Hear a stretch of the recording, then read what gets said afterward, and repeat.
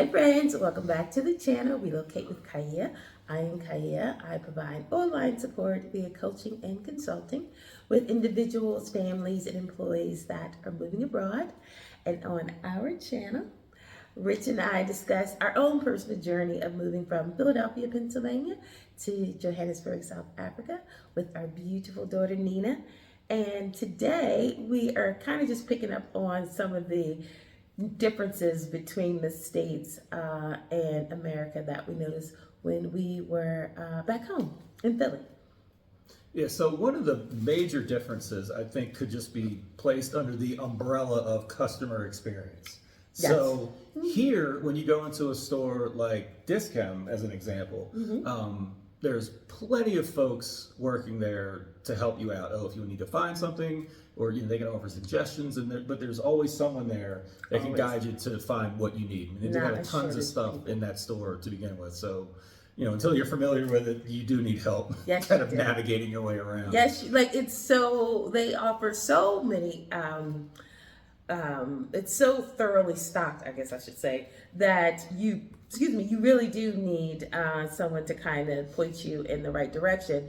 And when Rich say there's no shortage of humans in that store, that is an understatement. Like there literally is, and I'm always so taken aback by 8 months in of living here, that they actually have a person behind a counter that can help with your makeup. And this is just a regular drugstore, which, I mean, that's the type of thing that you'll experience in an actual department store. But no, there is an actual person that can help you pick out makeup, which to me is just a whole nother level. Yeah.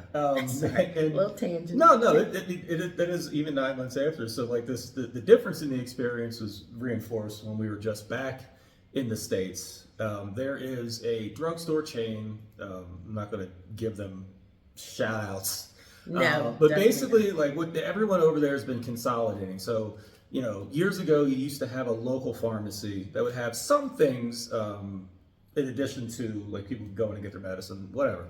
Like all of those mom and pop pharmacies are gone, and they were gobbled up by these larger chains. Yeah. And even now, some of the chains are, closing and being gobbled up by others. So while they've consolidated all this business, they're essentially like the only one you can go to in a given area.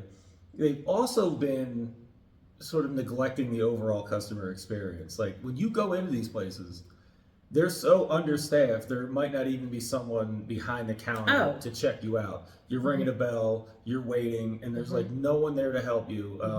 Lines, for the pharmacy section, sometimes take people an hour just to pick up their prescriptions. Oh, yeah. And it's all because these places want to make as much money as possible, and they will run with the least amount of employees as possible without like shutting down. I don't know what sort of balance they're looking at. But it's just like, hey, what's the skeleton crew that we could have working, versus what would actually lead to like a good experience as a customer? Because these people, like, they can't help everyone, depending on how busy it is. It's one person. They can't stock stuff. They can't, there's just stuff that just can't be done. And you can just see them. They're all exasperated. They're not having fun there. So they're, sometimes snippy with people. People waiting are snippy with them. And it's just this cycle of just not a good experience. So that was sort of reinforced on the way back. It's like, wow, you could do so much better, but it's just the powers that be choose not to. Yeah, no, I think, so a lot of the times when we would go to stores, in Philly, so like Rich mentioned, like there will be no one at the cashier, because 9 times out of 10 they will be stocking. Yeah, so like they're doing something right, else. exactly. They're either off, trying to assist a customer or stocking the store. And not only was the cash register unattended, because they would be stocking during the day, like you could barely maneuver through the store because there will be stuff completely in disarray and all over the store. So it's a horrible experience because you're waiting for someone to come and take care of you at the cash register, or you're trying to get access to things on the shelf, but you can't because there literally are 10 to 15 boxes between you and the shelf. And then the attitudes, like Rich said, like they're exacerbating, you're exacerbated because you're like, I just, want to just, get what I need to get and, dip out. But you can't do that because, there's so few people, it's so short staffed. And the people that they hire, don't have the best attitudes. And it just ended up being not a great experience. And then a lot of times they don't have, because you're stocking, they don't have what you need because it's in a box somewhere. Yeah. So it's just so that was just one of the things that we noticed when we're back. And to make this even more or less personal, there was an article and a couple things on social media about the format of some of these stores, and it was a different part of town. Like we didn't go there, but they're putting, because they're worried about theft, they're putting absolutely everything, the entire store behind glass and locks, and you press a little button, in whatever section you are, the employee will come get your whatever it is you need, like absolutely everything, toothpaste, shaving, just all of it, and then take it behind the counter, and then when you're done shopping, you then pay for it and they'll give it to you. Yeah. Which, okay, are you going to staff that store? What happens if you have 4 customers? Are you going to have 4 employees be able to get all their stuff at the same time? Or are you going to do the same, we need 3 people working for this entire store? Like, that's just... It's counterproductive. So much more inefficient. Yes. Because I know you're not going to have enough people there to serve, like, the bell of everyone in the store ringing and then at the check same them time. out. Yeah. Yeah. Yes. And I thought that, so I don't know if I've noticed if they have self-checkout here in Johannesburg. Have you noticed it? Well, at McDonald's they do. Like you Right, can go McDonald's. and do the touch screen pay there, Yes. or you can go to the cashier. But I don't recall really No, seeing not- that at supermarket or Right, or like exactly. discount or something like that. Exactly. So I would say, I don't even know what the percentage would be of self-checkout cashiers, I guess. Lanes, Yeah. thank you, that they have in the States, but it's huge. So not only are you just short-staffed in general, now you're responsible for checking your own stuff out, which always leads to a lot of theft, which I don't know how they didn't see that coming. And then, like if you mess up something, then you have to wait People for not someone. knowing how to. Yes, get behind people that, Yeah. it's a 10 or less items and then they got a whole shopping cart. Yeah, Like it's or it's like cough medicine or something that you got to be your 18 license has years, to be yes, verified. yes, or if you're getting alcohol. So it's just so inefficient. And this is new. This is new. Like this isn't like a problem that they are looking to fix. This was a problem created. Yeah. So that to me is just astonishing. Again, because it's cheaper to, have you be your own cashier, I guess in a sense, if don't factor in people stealing stuff. But it's cheaper for them to have this automated machine as opposed to actually paying an employee. But it just makes the experience of going food shopping and shopping or not even food shops. They have them in like stores like a Walmart, which would be like a Macro. Like they have it in stores like that. And it's just so terrible. And so it just makes me think that so which kind of sparked this whole conversation is one, just droning on about just how things are just going in such the wrong way back at home, but it's all because people want to make the most money with with the least amount of employees. Yeah, exactly. So we know now that I think Amazon is officially here. I think about a week ago is when they announced that they were up and running. Yes. Rich and I, have some feelings. I know other people that have moved from the States have expressed their concerns as well. But I definitely have some concerns because we know what Amazon has done to America. Yeah. I mean, it's there's mixed feelings. Like, so Amazon can be good and bad at the same time, depending on your perspective. But like growing up back in the States, malls were thriving. They were vibrant. They were places to go. Like there was an energy. Yeah, like they were alive. You go to even the malls that are doing well, quote unquote, now.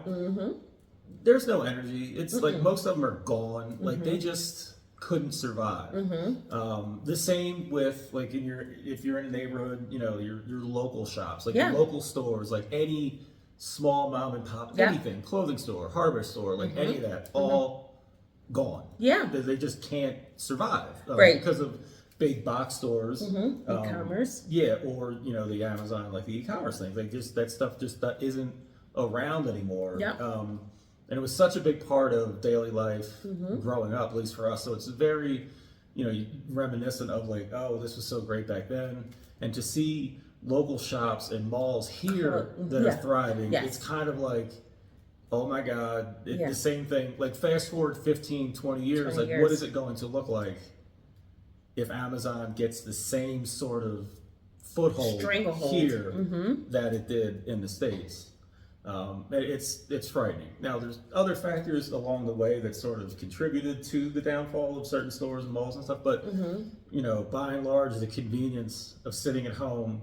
If your kid says, "Oh, I've got a whatever project," and you're like, "Oh, I don't have Amazon. It can be here by 4 a.m. or whatever." Instead of going to the store, running out, the store, because they can't compete, they start carrying less and less products. You're like, well, they're only gonna have one thing. I need 3 things. Like maybe I can order Amazon. And just get it in bulk. Yeah, it just sort of leads to other things just slowly deteriorating away. Yes. And I think if you're not very careful, that what can happen here, just because of the sheer convenience of it subtly just taking over.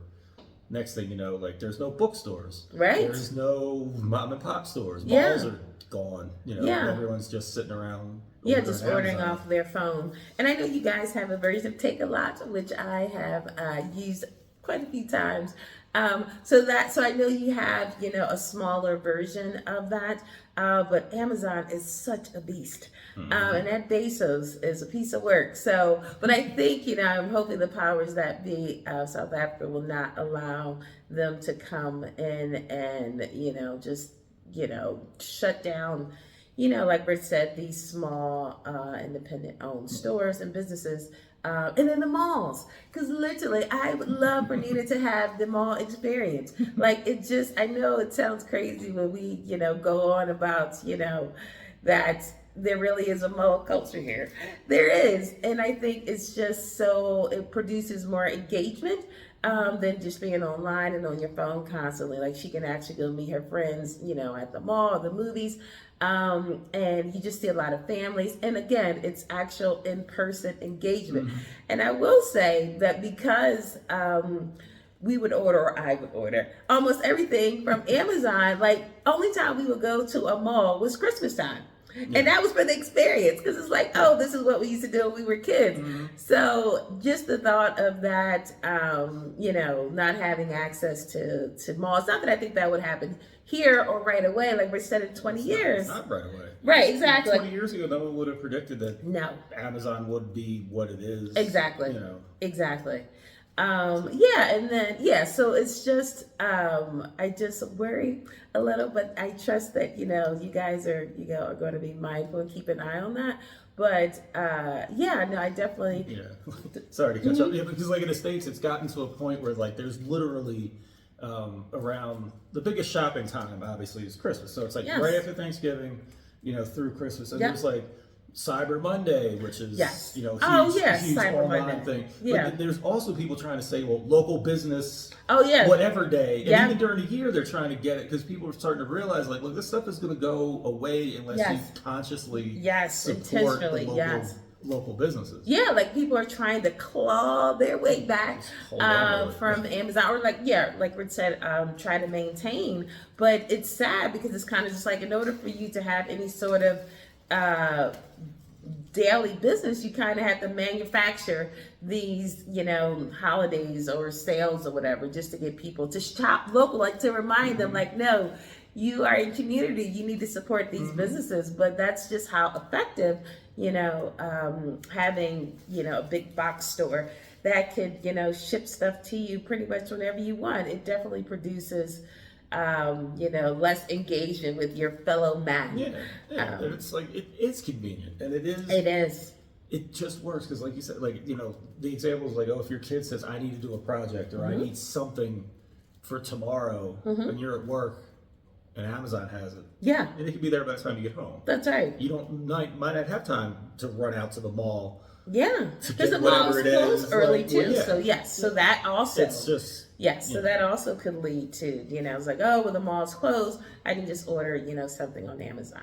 But yeah, so we just wanted to add our 2 cents to this conversation. I'm gonna add another 2 cents. Yes, and then make it, another 2 cents to the already 2 cents that's out there. So, like, there will be jobs created, mostly from the folks that may do on the customer service side or, you know, the actual deliveries. Drivers. But I don't think there will be anyone like in these huge distribution centers, the warehouses, like actually taking the orders and putting them in the box together.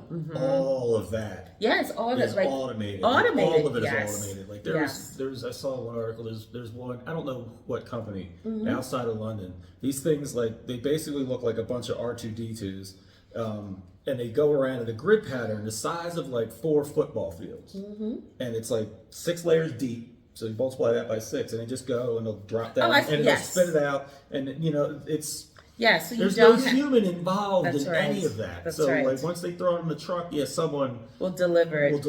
But yeah, but it's there's not going to be like a warehouse or manufacturing level of like person headcount employment.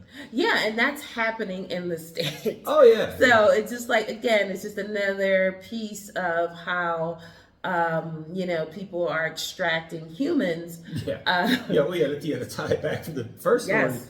If they could figure out how to make this work without paying headcount That's people, right. they would do it. Yep. It's detrimental. Oh, like my no God. one can survive. Like if you would name all the like if you have Discount, Macro, McDonald's, who else is around here? Woolies. Yeah. If all of these companies decide, oh, we can automate things and not pay people, guess what? There's no one from Woolies that can go to Macro and buy something, vice versa, or Discount. Like no one is going to have jobs to buy any of the stuff Right, these people are making, and no one's really thinking about that. That part. They laugh when you say universal basic income. That's hilarious to everyone. But you know, if no one can work because if the job is automated away, then what are you going to do? Exactly. You don't have customers because you don't have employees and that are making the money to then go back and repay you. Yeah. That's right. Yeah, like buy the car, the TV, or pay for the electricity or whatever it is. Like no one. No, that's so. Yeah, I don't know. I don't know who's doing the math on that. Well, yeah, but everyone's selfish. Like my budget, my books, my head count in it. But they're not thinking like if everyone's doing that, then there's going to be less. Yeah. You know. Yeah, because when you worked for every company, but yes, which were. Well, was it the kind? Well, it wasn't a mom and pop, but the smaller commerce company you worked for that eventually got bought out by eBay. That was like, what was the point of that?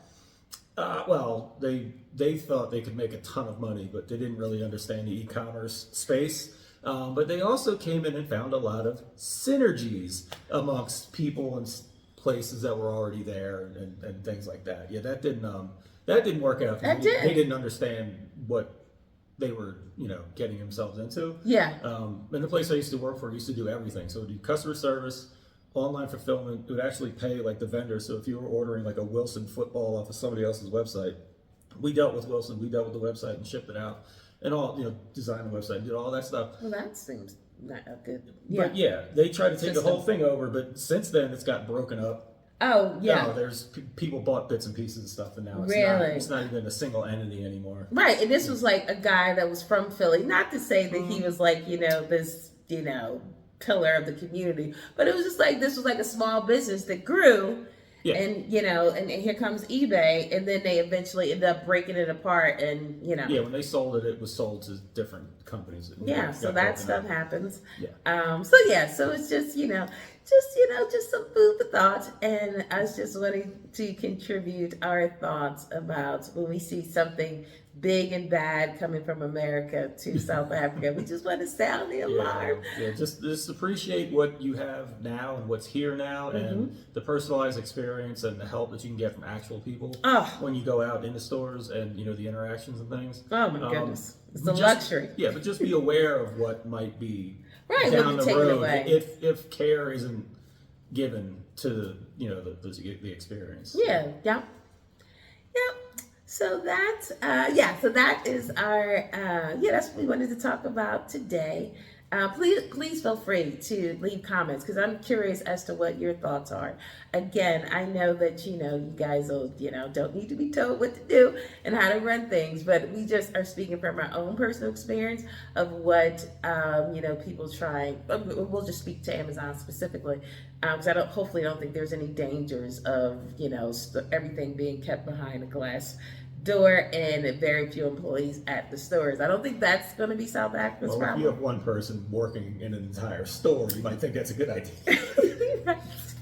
But the Amazon thing, this is speaking directly to the Amazon thing, and I just hope that the powers that be are going to be mindful of how much access they're going to allow basins. So so please leave a comment. I'm curious as to we are curious as to what your thoughts are, and I think that is going to be it for today. Of course, thank you for watching. We're always so grateful for people that like, comment, and subscribe. And we will see you guys. Well, Rich, you have anything else? That was it. We will see you guys next Tuesday. Have a good week. Bye.